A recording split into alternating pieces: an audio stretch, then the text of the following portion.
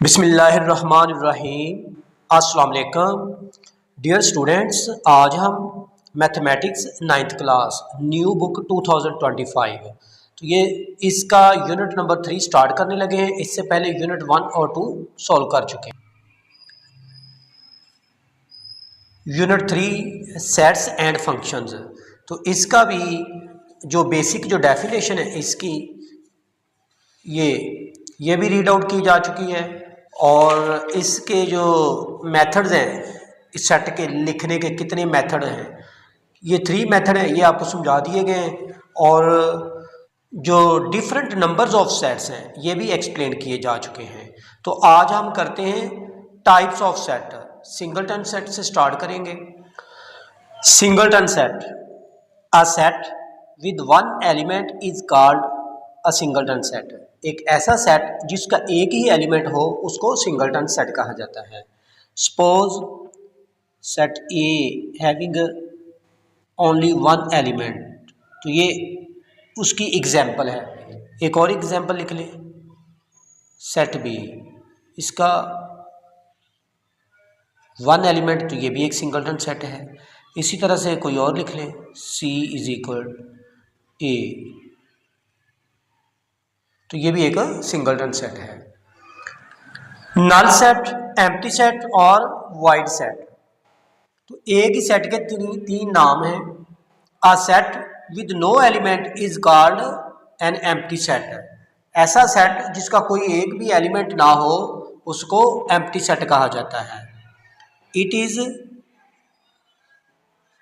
Denoted by,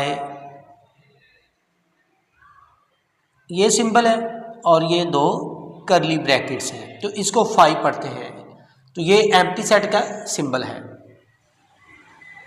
equal sets, two sets A and B are equal if they have exactly the same elements.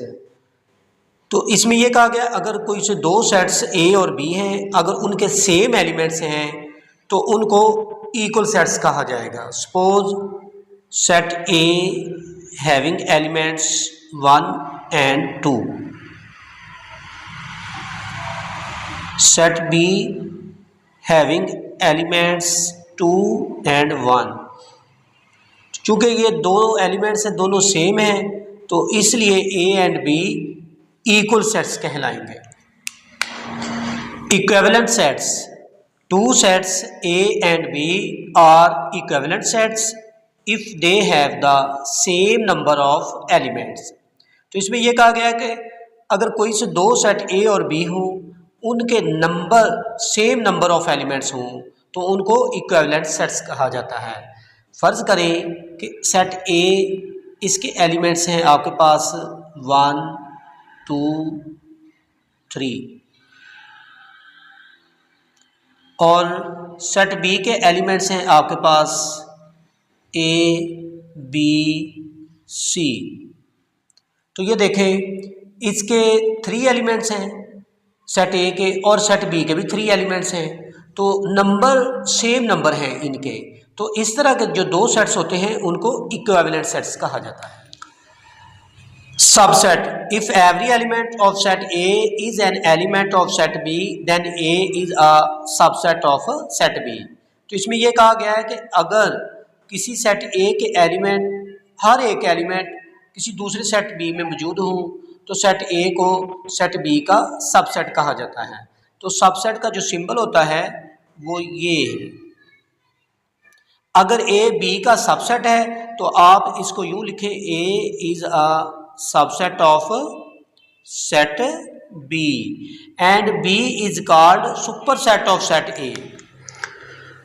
Proper subset, if A is a subset of set B, अगर set B का A subset है and set B contains at least one element, और set B किसी एक ऐसे element पर मुश्तमिल हो that is not an element of set A, जो कि set A का एलिमेंट ना हो, then A is said to be a proper subset of set B।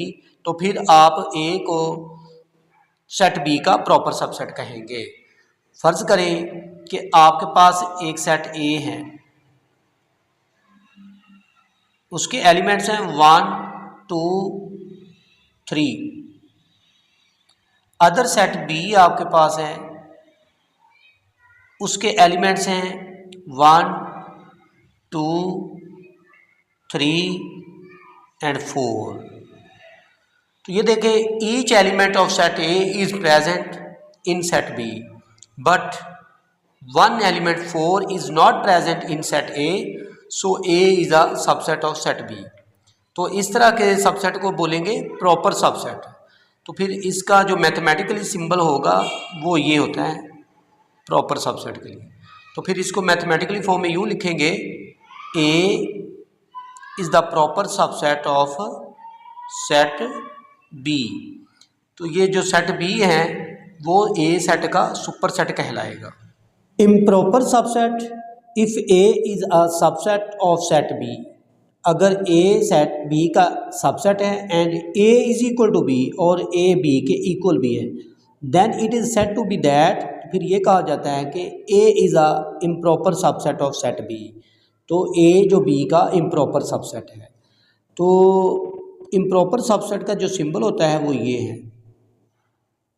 तो फिर यूँ लिखेंगे, A is the improper subset of set B.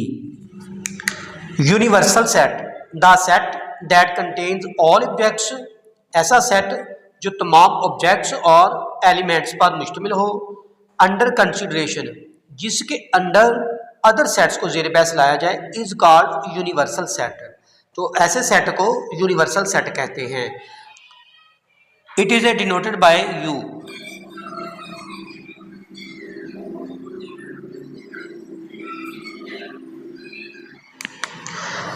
Power set, the power set of a set A denoted by P of A and is the set containing all the possible subsets of set A। तो इसमें यह कहा गया है जो set A का जो power set है उसको P of A से जाहिर किया जाता है और ये ऐसे एलिमेंट्स पर मुश्तमिल होता है जो सेट A के तमाम सबसेट्स होते हैं। वो जो सबसेट्स होते हैं वो पावर सेट के एलिमेंट्स होते हैं। तो इसको P of A से जाहिर किया जाता है। Let A is the set having elements 1 and 2। तो इसके देखें सबसेट्स क्या होंगे। आपको पता है कि एम्प्टी सेट जो होता है हर एक का सबसेट होता है। एम्प्टी सेट को दो तरह से जाहिर किया जाता है, एक तो ये इसका सिंबल है, या दो ऐसे करली ब्रैकेट लगा दें, फिर इसके बाद 1 लिखें, फिर उसके बाद कोमा लगा के 2 लिखें।